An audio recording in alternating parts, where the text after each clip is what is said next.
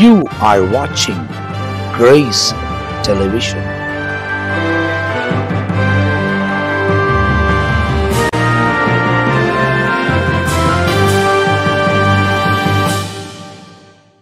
எனக்கு அன்பானவர்களே, இயேசுவின் நாமத்தில் வாழ்த்துக்கள். இந்த கிரேஸ் தொலைக்காட்சி மூலமாய் இயேசுவோடு பேசுவோம் வாருங்கள் இந்த நிகழ்ச்சியின் மூலம் இன்றைக்கு நான் கொடுக்கிற இந்த தலைப்பின் கீழ் 6வது செய்தி. இது கண்டிப்பாக உங்கள் வாழ்க்கையில் ஒரு பெரிய மாற்றத்தை கொண்டு வரும். கிறிஸ்துவின் மகத்துவம், கிறிஸ்துவை பின்பற்றுகிறவர்களின் வாழ்க்கை நெறிமுறைகள், எதை விடணும் எதை பின்பற்றணும். கிறிஸ்து எதையும் விடலை அப்படின்னா அவர் எந்த தப்பும் செய்யலை. ஆனால் நாம் விட வேண்டிய காரியம் ஏராளம் இருக்குது.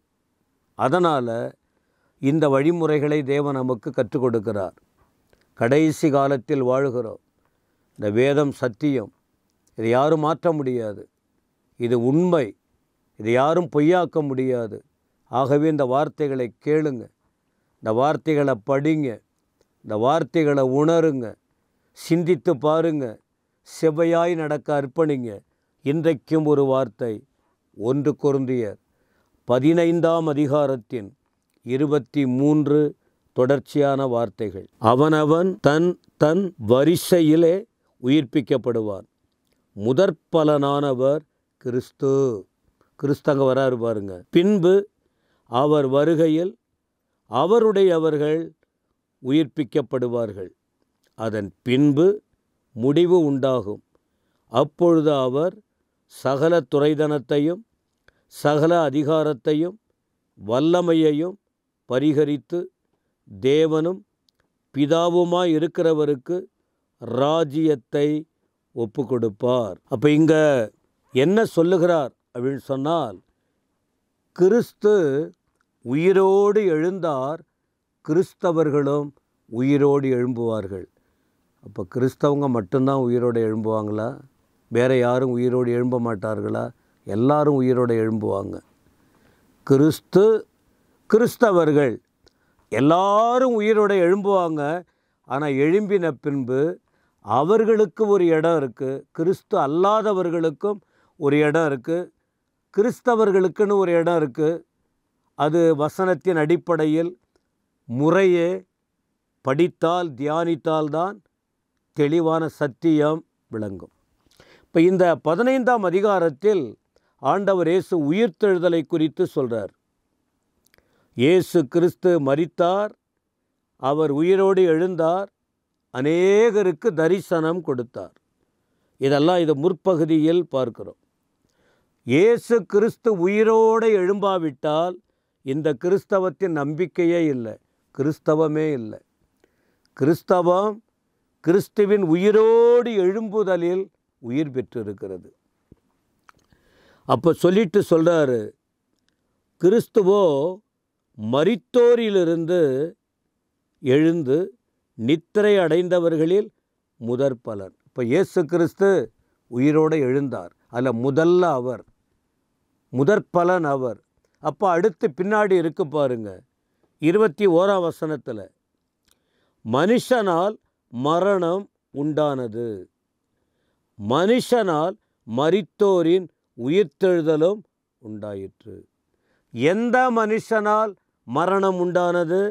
ஆதாம் என்ற மனிதன் மூலம் இந்த உலகத்தில் ஆத்மீக மரணம், சரீர மரணம் உண்டானது. மரணம்ங்கிற ஒரு வார்த்தையே ஆண்டவர் வைக்கல ஆரம்பத்தில். ஏன்னா அவர் சாவாமை உள்ள தேவன். என்றைக்கு மனிதன் தவறினானோ மரணத்தை தழுவினான்.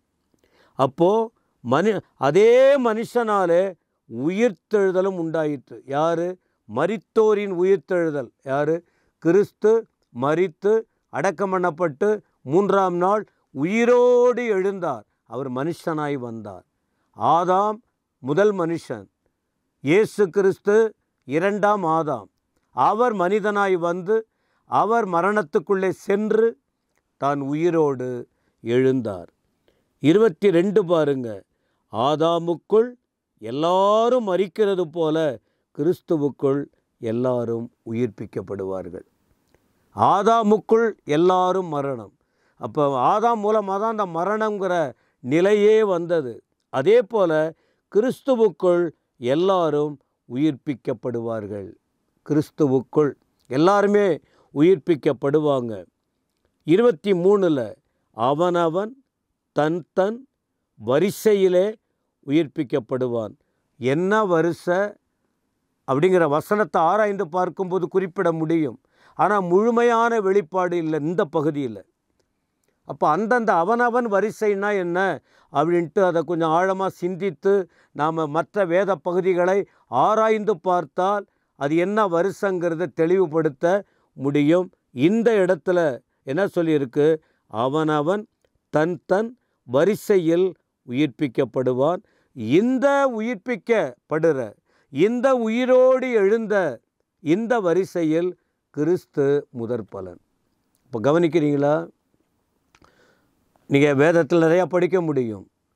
இயேசு கிறிஸ்து சிலுவையில் மரிக்கும்போது தேவாலயத்தின் திரைச்சீலை கிழிந்தது. கல்லறையில் இருந்தவங்களாம் உயிரோடு எழும்புனாங்க. அது ஒரு சம்பவம் இருக்குது. ஆண்டவர் இந்த உலகத்தில் வாழ்ந்தபோது 3 பேரை உயிரோடு எழுப்பினதாக பைபிளில் இருக்குது. ஆனால் இயேசு கிறிஸ்து உயிரோட அவர் மரித்து அடக்கம் பண்ணப்பட்ட பின்பு அவரும் உயிரோடு எழுந்தார் என்று வேதம் சொல்லுகிறது. ஆனால் அதன் பிறகு மற்றவர்களும் முதல்ல அவர், அதன் பிறகு மற்றவர்களும் உயிர்ப்பிக்கப்படுவார்கள். இப்போ கிறிஸ்தவத்தின் நம்பிக்கை அதுதான். இன்றைக்கி சில நேரத்தில் மரணம் ஏற்படும் குடும்பத்தில், நம்பிக்கையே போயிடுச்சு, அவ்வளவுதான் வாழ்க்கை என்று வேதனைப்படுவாங்க.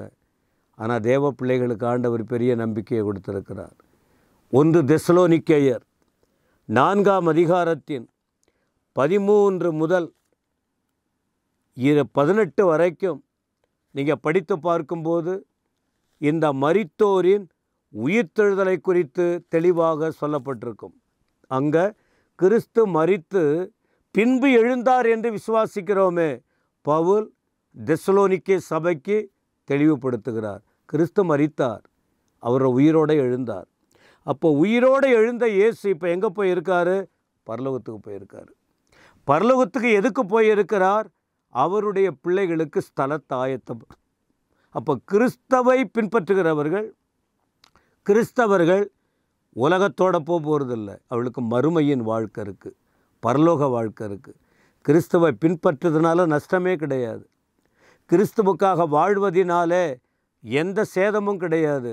அழியாத வாழ்க்கை, நித்திய ஜீவன், அவரோடு இருக்கிற ஒரு பெரிய பாக்கியம். வியாதி வரலாம், பலவீனம் வரலாம், பிரச்சனைகள் வரலாம், அவமானம் வரலாம், மரணம் வரலாம், எல்லாமே வரும். ஆனால் மேன்மை என்ன தெரியுமா?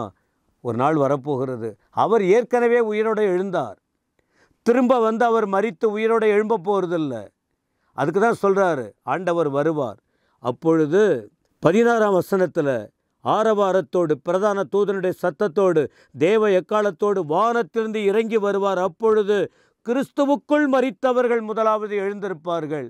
கிறிஸ்தவர்கள் முதல்ல உயிரோடு எழும்ப போகிறாங்க. கிறிஸ்துவுக்குள், கிறிஸ்துவை பின்பற்றினவர்கள், கிறிஸ்துவை ஏற்றுக்கொண்டவர்கள், உண்மையாய் அவருக்காக வாழ்ந்தவர்கள் மரணத்துக்குள்ளே போயிட போகிறதில்ல. அவங்க உயிரோடு எழும்ப போகிறார்கள். அதன் பின்பு உயிரோடு இருக்கிற நாமும் எதிர்கொண்டு போவோம், மேகத்தில் எடுத்துக்கொள்ளப்படுவோம், இவ்விதமாக எப்பொழுதும் அவரோடு கூட இருப்போம். ஆகையால் இந்த வார்த்தையினாலே நீங்கள் ஒருவரையொருவர் தேற்றுங்கள். அப்போ கிறிஸ்தவத்தின் நம்பிக்கை உயிர்த்தெழுதலின் நம்பிக்கை. ஏன் இயேசுவை ஏற்றுக்கொள்ள சொல்கிறோம்? இயேசுவை தெய்வமாக ஏற்றுக்கொள்ளுங்க, அப்படியே பிள்ளைகளாக மாறுங்க. மதம் மாற சொல்லலை, அப்படி மாற வேண்டிய அவசியம் இல்லை. மனசை மாற்றிங்க, கெட்ட வழியை விட்டு நல்ல வழிக்கு வாங்க. இயேசு கிறிஸ்துவை எல்லாரும் ஏற்றுக்கொள்ளணும். உலகத்தில் உள்ள கோடிக்கணக்கான மக்கள் கண்டிப்பாக இயேசுவை ஏற்றுக்கொண்டு தான் ஆகணும். ஏன் தெரியுமா? நரகத்துக்கு போகாமல் பரலோகத்தில் அவரோடு இருக்க வேண்டுமானால் அவர் தான் வழி, வேறு வழியே கிடையாது.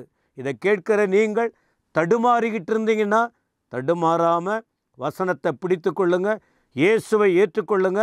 அழியாத வாழ்க்கையில் செல்ல ஆண்டவர் உங்களுக்கு அனுக்கிரகம் பண்ணுவாராக. பரலோக பிதாவே, இந்த வார்த்தைகளுக்காக ஸ்தோத்திரம். ஒருவரும் கெட்டுப்போவதும் சித்தம் இல்லை. எல்லாரும் உடைய பிள்ளையாக மாறட்டும். ரட்சிக்கப்படட்டும், ஞானஸ்நானம் எடுக்கட்டும், அபிஷேகம் பெறட்டும், ஆலயத்திற்கு வரட்டும், வசனத்தை படிக்கட்டும், உமக்காக வாழட்டும், பரலோகத்துக்கு சொந்தமாக ஆயத்தப்படட்டும். ஆண்டவர் அப்படி கிருபை கொடுப்பி அனைவரையும் ஆசீர்வதியும். இயேசுவின் நாமத்தில் வேண்டுகிறோம் பிதாவே. ஆமென், ஆமென்.